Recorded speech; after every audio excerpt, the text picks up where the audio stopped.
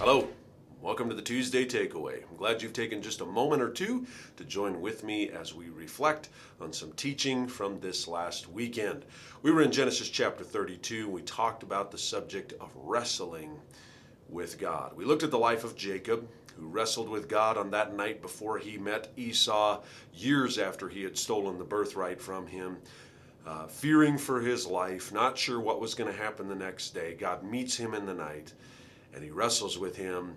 God changes his name, and the rest is history. It's a beautiful story, but who of us enjoys wrestling with God? There are times when we wrestle with God, and they can be difficult seasons of time. And if that's you today, I want to encourage you to continue as you wrestle with God to keep the faith.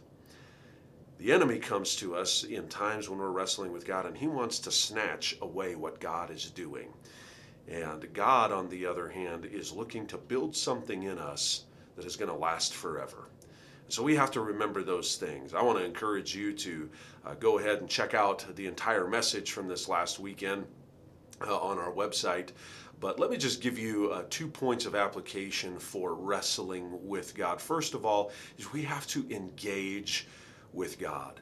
You can't stand on the sidelines. When God is on the scene and ready to move, when God is drawing you in close to him, you've got to engage. You've got to wrestle with him. And it may be about a difficult subject in your life. It could be that you're wrestling with God over a sin in your life, or you're wrestling with God because of a relationship that's taking place, or because of something that's going on at work, or there's a dream that hasn't been fulfilled, and you are wrestling with God. Stay engaged, and don't give up. And secondly, when we are wrestling with God, we got to walk like God wants us to walk. We have really got to get away from this whole desire to be like the world. We were called out of the world. We're called in the New Testament to come out from the world and to be separate. Now, we live in the world, but we're supposed to be different.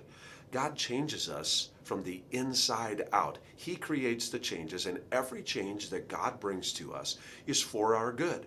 And so we can give up the sin. We can give up the ways of the world. And God will always replace what we surrender to him with something that is of far greater value to us. And we got to remember that about the heart of our God. Engage with God and walk like God wants you to walk.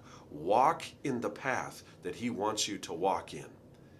And remember, with Jacob, God actually changed the physical way that he walked. He walked with a limp the rest of his life as a reminder of that night in Genesis chapter 32. Are you wrestling with God today?